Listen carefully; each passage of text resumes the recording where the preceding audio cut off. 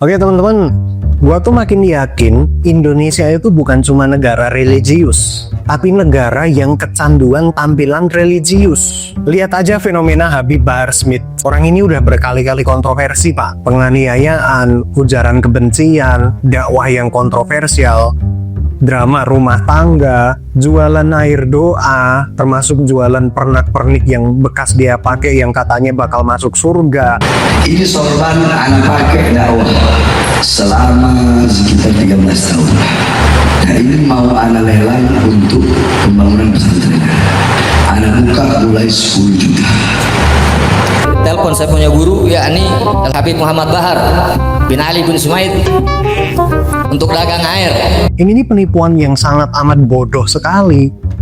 Tapi lu lihat aja, orangnya problematik, pengikutnya banyak banget. Dan seperti biasa, semua barang-barang bodoh yang dia jual itu laku pak, laku keras. Apakah ini salahnya si Habib Bahar? Mungkin iya, tapi nggak sepenuhnya salah dia teman-teman. Karena dia cuman orang yang ngerti pasar. Lu jual apapun selama ada marketnya, selama ada demandnya, selama ada brand yang kuat, udah pasti laku. Masalah terbesarnya adalah pada banyaknya pengikut-pengikutnya si Bahar Smith ini yang buta dengan tampilan agama. Yang bahkan ketika si Bahar Smith ini bermasalah dengan hukum, pengikutnya masih teriak-teriak, ulama harus dibela, ini konspirasi pemerintah. Beliau adalah cucu Nabi, nggak pantas beginiin. Padahal track recordnya udah jelas.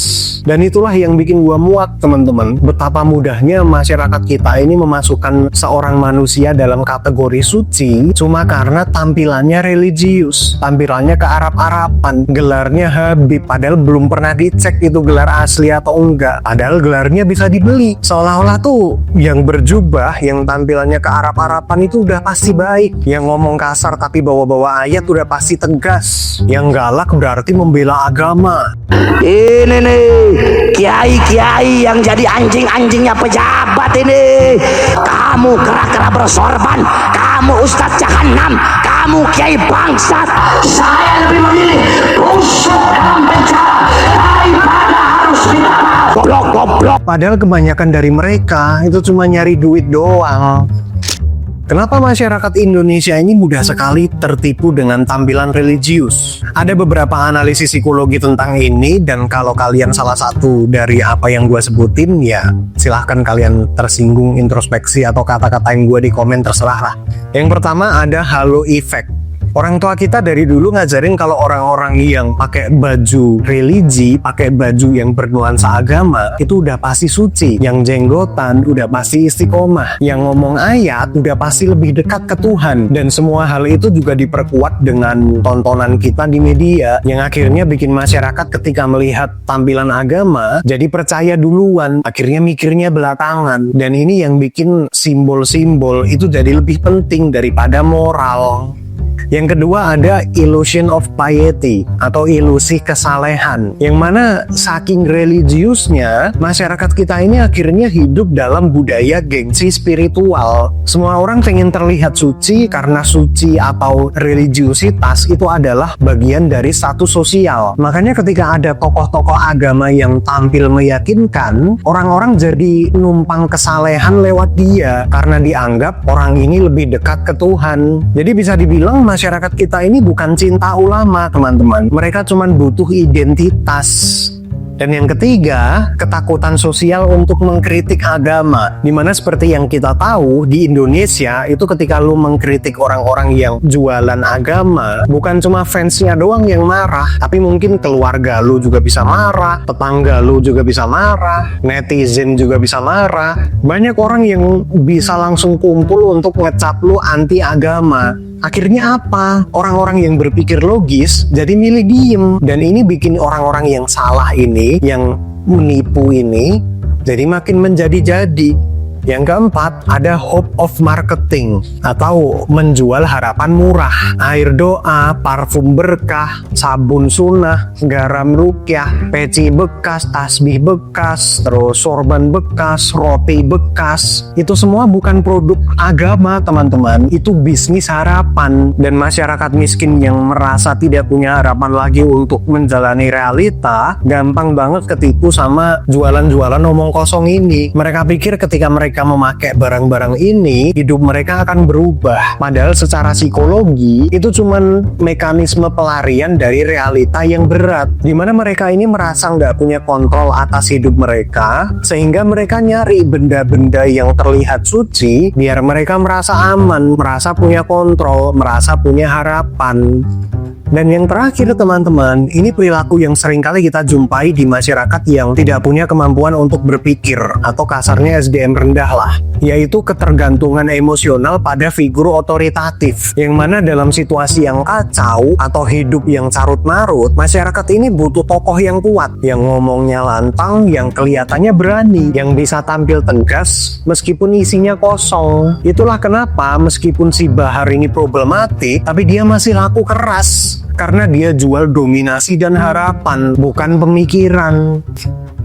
Fenomena tolol seperti inilah yang bikin Indonesia jadi susah maju, teman-teman. Karena setiap ada orang yang mau pakai logika, langsung dianggap kurang iman, dianggap kafir, dibilang konten PKI, dianggap Wahabi, yang bilang air doa nggak menyelesaikan masalah dianggap merendahkan agama, yang bilang ulama juga manusia, sama-sama makan nasi, sama-sama butuh duit, dianggap lancang, dianggap menghina, yang akhirnya bikin kita jadi bangsa yang suka dengan simbol, tapi benci substansi, suka dengan sorban tapi benci akhlak, suka ngomongin surga tapi benci mikirin realita.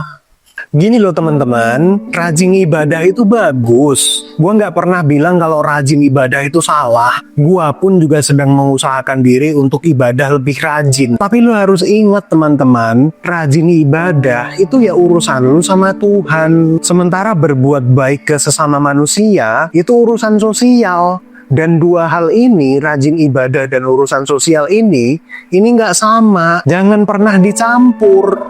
Lu mau sholat 5 waktu, 10 waktu, 20 waktu, silahkan. Tapi kalau kelakuan lu masih suka nipu orang, ngafir-ngafirin orang yang nggak sejalan, sia-sia, agama lu sia-sia, itu namanya munafik. Lu tetap orang yang ngeselin. Mau seberapa sering lu ibadah, kalau ternyata di masyarakat lu masih jadi sampah, itu namanya munafik, nggak guna. Nah masalahnya, masyarakat kita ini kebalik teman-teman. Yang penting kelihatan alim dulu, moralnya belakangan. Seolah pakai sorban, peci, celana cingkrang, jenggot, cadar, yang kalau ngomong suka bawa-bawa ayat, itu bisa langsung dimaafkan dari semua dosa sosial.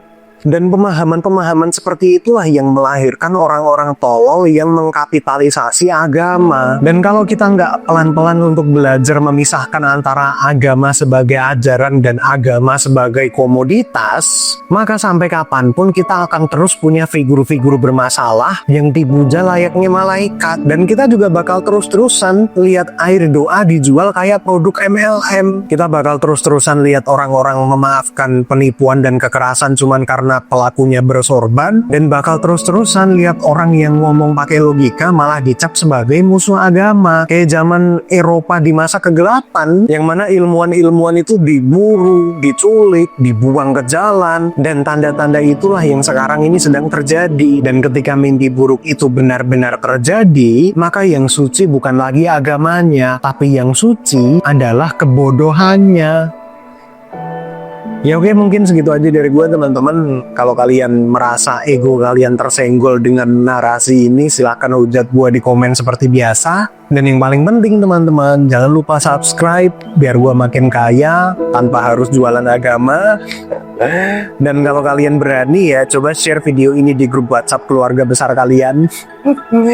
Biar siapa tahu ada om tante kalian yang kesenggol egonya dengan video ini.